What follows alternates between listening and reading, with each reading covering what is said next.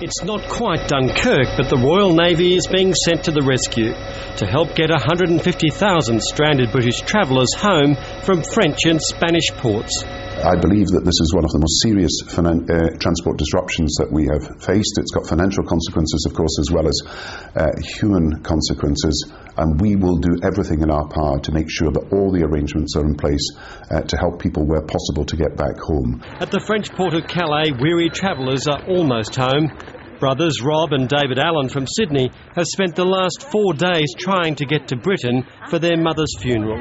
We flew to Dubai, and then we flew to Rome, and then we had to go to Zurich, and we took a train down to Geneva, and we've met our friends at Geneva, and they have driven us up to Calais. Quite a tale.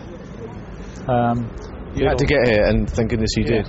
Yeah, we've made it. So now we expect to be torpedoed, or maybe hit a cyclone across the channel, but those things won't stop us.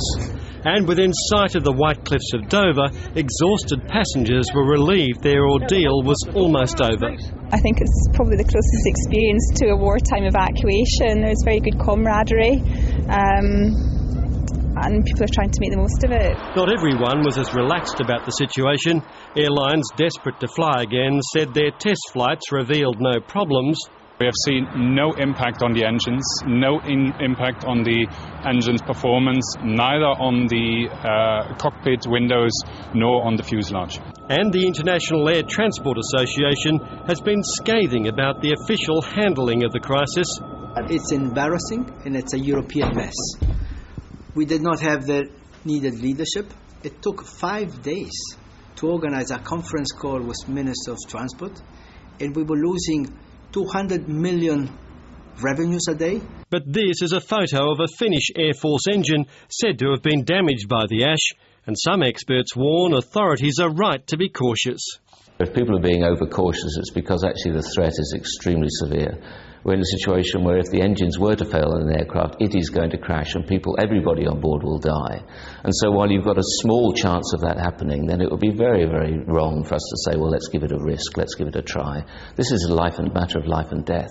And it could be the death of some airlines already struggling before this latest crisis. There are others for whom this is definitely going to become an immediate issue, and we could certainly see capacity coming out of the industry, possibly through relatively imminent bankruptcies for the weaker players. While the volcano has calmed a little, it's still active, forcing farmers to hand-feed stock and bring animals under cover. It's good news for a few. Bus companies have been faced with record demand. Even when all airports do reopen, it could take weeks to clear the backlog. And in the meantime, the buses, the ferries and the trains will be busy. Philip Williams, ABC News, London.